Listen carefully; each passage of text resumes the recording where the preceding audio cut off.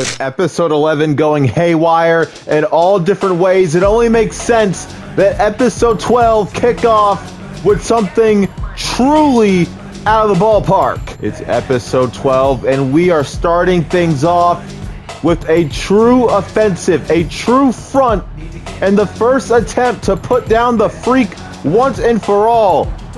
It's 3 MB competitors all ganging up to put out the Freak. It was only last episode where the Freak tried to take out, to harm and do damage to the Rebellion champion, only stopped and only saved by that woman right there, and it seems only fair that she joined in on the fight. Something that EDX didn't even want her to be a part of. Something that EDX truly wants to solve and handle by himself. But it got personal. But can they do it? Is the 3 of them enough? Even for one of the Freak? They're locked in their focus, but something feels off. And okay, yeah, no, that's not a good sight. That's not good at all. It's not just one Freak they have to deal with. That is a whole horde of Freaks. Well, it doesn't look like the Freak came alone, obviously, but this makes more questions than answers. This is not good. Where do you even begin to... Oh my god.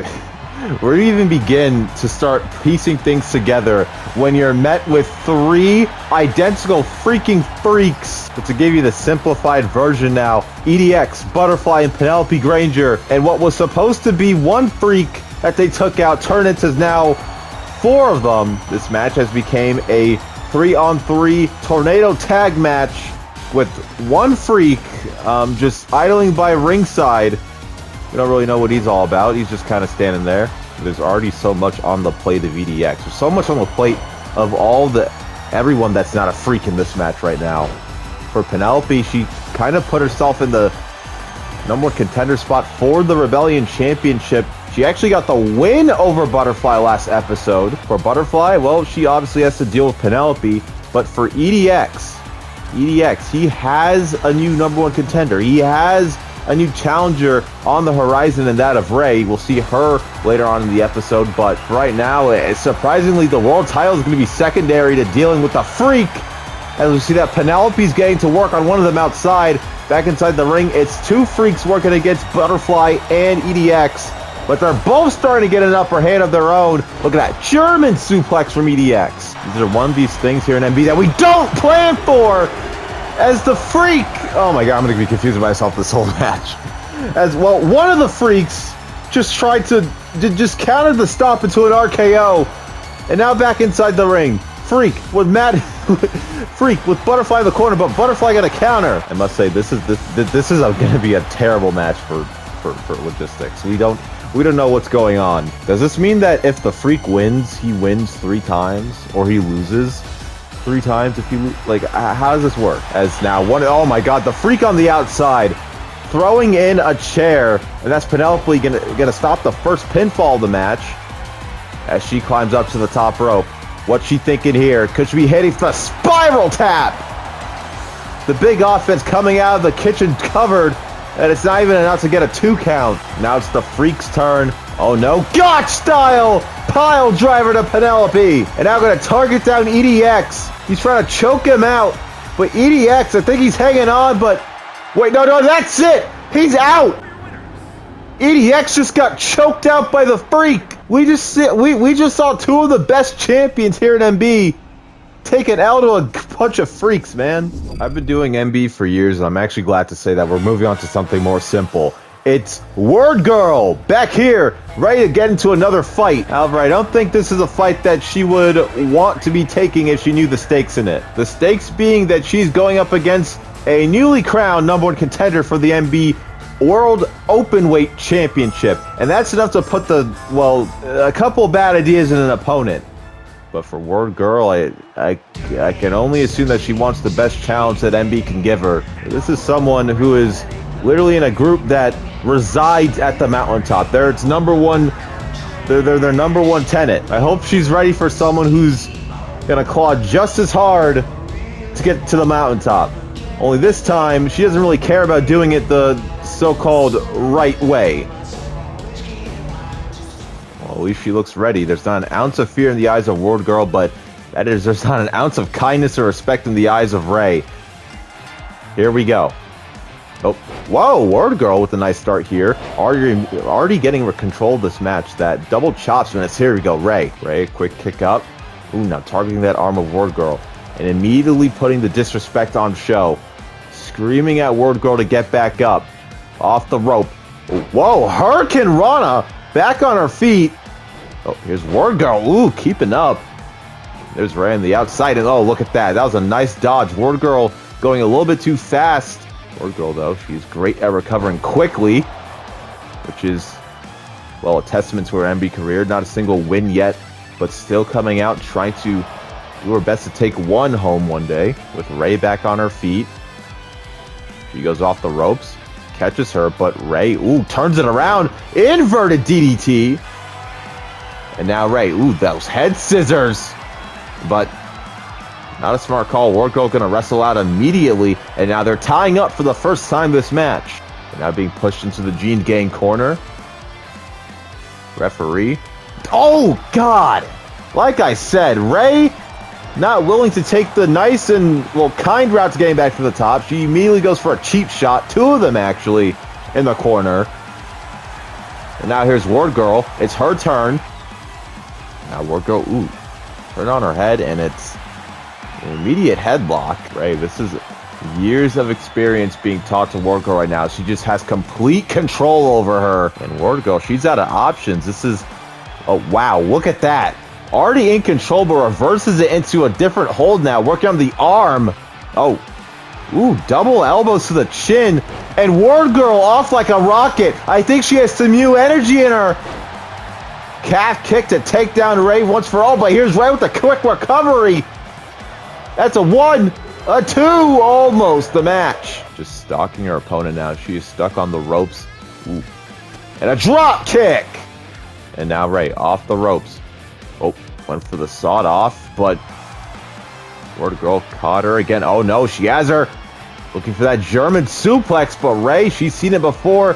Not gonna fall for it again. Call her a pompous little brat all you want, but Ray does her homework as she now goes to the top rope. This is not good. It's time for a classic springboard super kick. And Ward Girl's down, but is she out? She's out. She's out, and this is Ray's victory here tonight. It was a good fight by Ward Girl, but experience is going to triumph over newcomers' energy. And okay, you're taking it too far. You're taking it too far.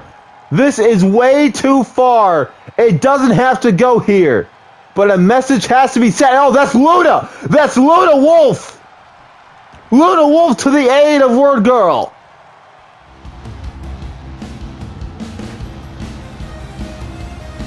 Luna coming in for a big assist, but it happens to everyone who wrestles here in MB. They have to run a gauntlet of some sorts, but for Dabi, it just seems like the punishment won't end. He agreed to another match against someone of Pun Guy's doing, of one of Pun Guy's underlings again, but I don't think he expected Pun Guy himself to be out here. They've been nothing but a pain in the behind for the past few episodes. This is only going to continue here tonight as Pun Guy with a little chair by ringside. Dabi can't believe it. He's up against Wulfric. Wulfe, who I don't even think knew that Pun Guy himself is going to be out here tonight, as they lock up for the first time to kick off this match. Oh, spins it around. That's a nice one by our still Revolution champion. At this point, Dabi would just rather put the title on the line than go through the hoops and hurdles.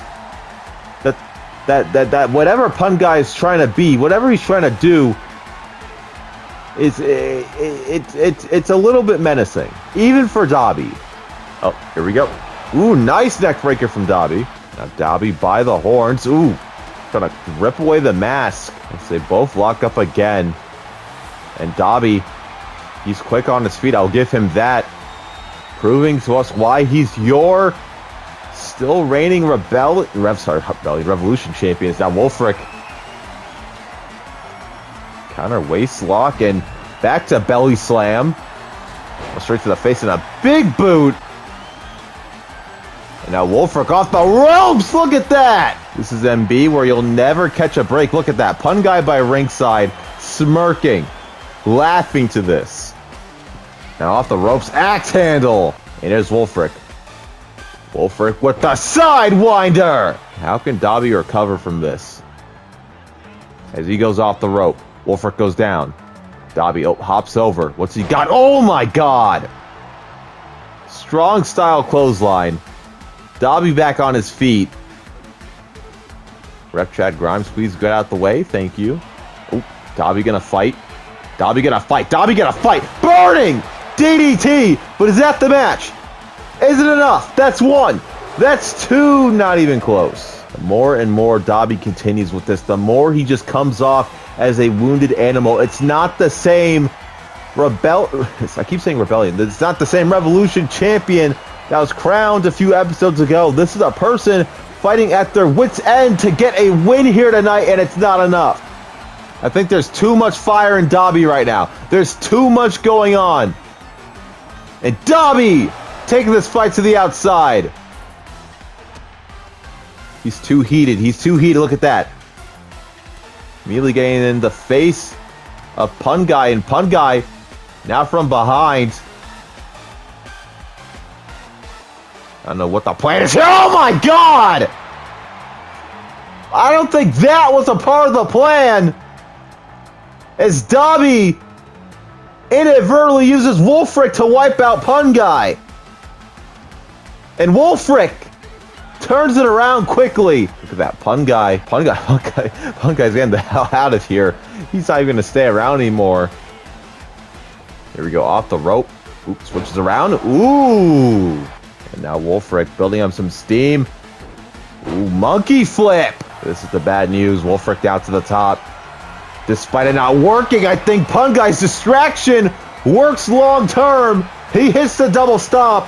That's 1, 2, and still, it's your Revolution champion. Got it right this time. Kicking out, continuing the fight. But he's still quick on his feet. He still has more fire. He still has more stuff to burn. It's Dabi now. To the corner. He's raging out. Oh! Crashes. And it's Wulfric's advantage. Oh, by the nose. Trying to rip apart the already damaged face of Dabi. And I think Wulfric has done the damage. Dabi can't move. Sitting duck, and he takes another double stomp. It was a good fight, but that has to be it. It's not. That is why he's your champion. Ooh, back on his feet. Here's Dabi. Oh, switcheroo. Nope. Dabi again. No, it's Wulfric. Oh, strange to the referee. Maybe that was the plan. Off the ropes. Oh, he sits him out. Deep 6. Dabi laid out like a starfish. Once again, double stomp. That has to be it. You can't come back from that. Another loss for the Revolution champion. That's 3 now. I don't know what Pun Guy's plan is, but whatever it is, it's working.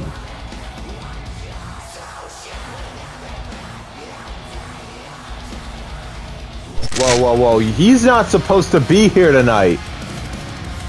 Both him and Yeetus were supposed to be gone from this episode, both suspended for bailing out on a match to brawl in the parking lot. But Jarvis him here.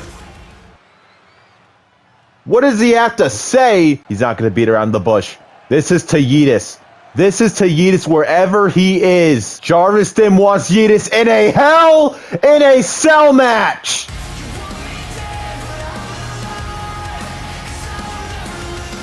Okay. What a challenge. Well, it's our main event, and oh boy, it may just be our biggest one yet. I haven't talked about it all episode for this exact reason. It's going to be 4 teams, 8 men in total, elimination style, hopefully. And the winner will be crowned the brand new #1 contender for the tag team championships. And we're on to our second team. Thou Shinobi Noir to enter. Now it's going to be Can Missile and Gino. See, it's funny because every single tag team that you're going to see here tonight was present last episode in some capacity. And this was the only tag team last episode that lost in some way. Well, only one of them did, but a loss is still a loss. Either way, Jean Jacket Express back on the grind to get to the top. And for our last team, the crowd's favorite, possibly the most popular tag team to ever grace MB's cursed backstage. It was a fight to get them in this match as well. SpongeBob and Patrick. But here we go. All 4 teams, Shinobi Noir, Can Missile, and Gino, Jean Jacket Express, and the Krusty Crushers, all in a ring. Here we go. I didn't really get a chance to explain how this match is going to work. If our referee was given the right notes, then this is an elimination match. That means that just because you're pinned and or submitted, it does not mean that your team is out of the running. The last man or team standing will be the winner. And right now it's going to be a lot of action, a lot of chaos. I literally wrote this match type. Its name in the files is literally just chaos, because I don't think that we're ever gonna get a moment of respite even once in this match. As we see that Tyler Edison now with a kendo stick inside the ring, weaponry introduced.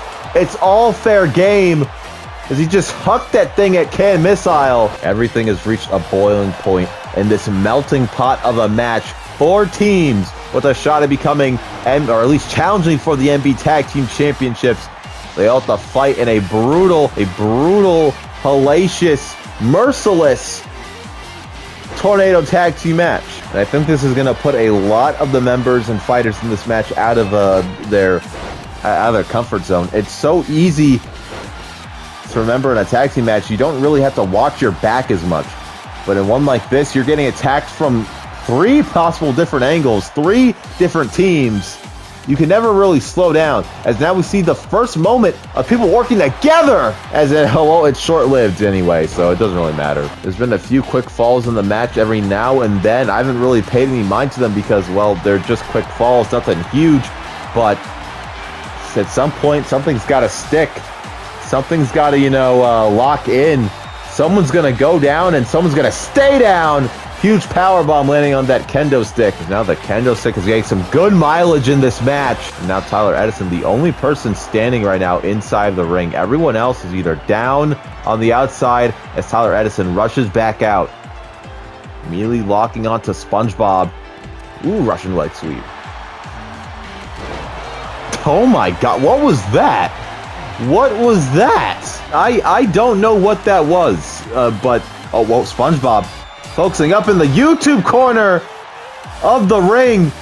Oh, never mind. Oh, Leslie. Oh, double stomp from Hughes to Gino. I think we got a little distracted there. And SpongeBob with the wicked powerbomb.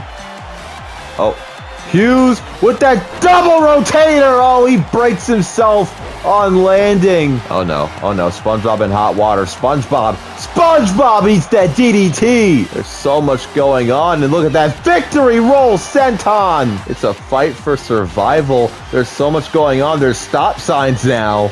There's just so much, but it's all gonna be worth it.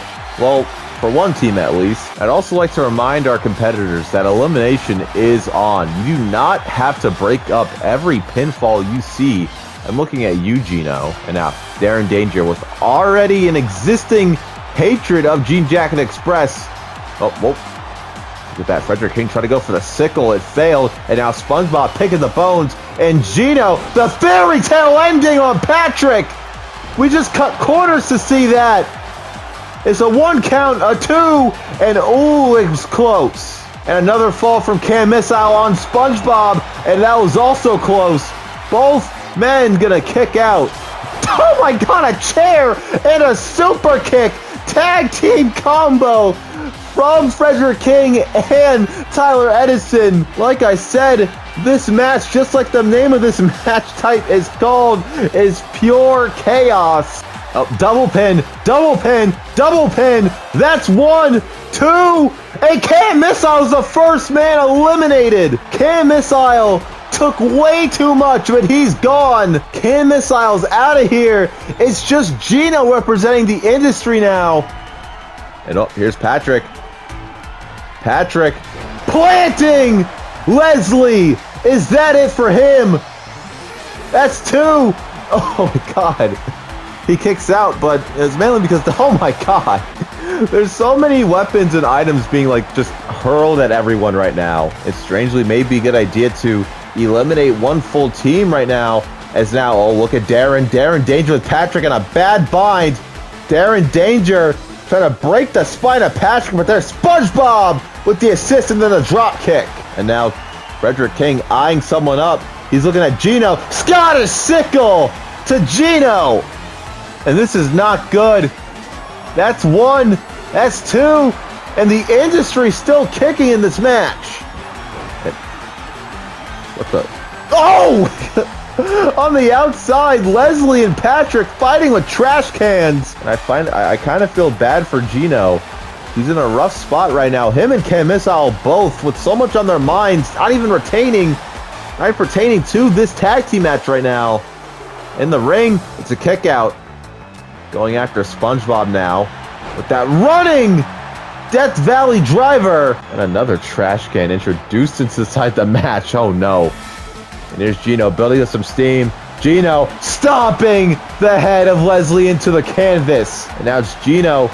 A big fight against both Patrick and SpongeBob. But SpongeBob gonna go for the pin. And then there's Darren Danger for the save on his tag team partner. And Darren Danger. Oh, way back Alabama slam. And a fairy tale ending. Well, that's 2. And SpongeBob out of here. And here's Gino. Here's Gino. Here's Gino. That's 1. That's 2. And Frederick gonna hang on. But SpongeBob, he's out. He's the second person eliminated in this match. Inside the ring, although Patrick's gone. That's 1 full team eliminated. The Krusty Crushers are out of here. Well, I think SpongeBob's a little brain dazed and he's stuck on the stairs right now. But for all intents and purposes, he's eliminated from this match. We're down to 3 teams. Is that an arm? There's stop signs, trash cans, chairs, and mannequin arms all scattered around the ring. Don't forget the steel steps, which SpongeBob is still stuck on outside of the ring. He's eliminated, but that doesn't really matter. Oh, was that a fireball? Was that a fireball? Was fire just spat at someone? Didn't know this turned into a D&D session. As we look back inside the ring, it's Darren Danger going one-on-one with the Jean Jacket Espresso. No. There's Leslie. There's Leslie. That's 2. And there goes Frederick King. We're down to 1 full team. Shinobi Noir is still intact. But it's Tyler Edison from Jean Jackets. And it's Gino from the industry. And now the chair being used. Oh, Gino back on his feet. Oh, he tries to go low. I think he's looking for that fairy tale ending. The minute that they take out 1 member of Shinobi Noir, this becomes an even battlefield in some regards. But I think it's too late for that. That way back Alabama slam. And if I was Tyler Edison, I'd be interrupting that pin any way I can, but he doesn't. This just became a 2-on-1, and he can fight as much as he wants, but Tyler Edison hit with that Alabama slam. That's 2, and that's the match. Superior teamwork wins out in the end, and it'll be Shinobi Noir challenging for those tag team titles one more time. What an episode.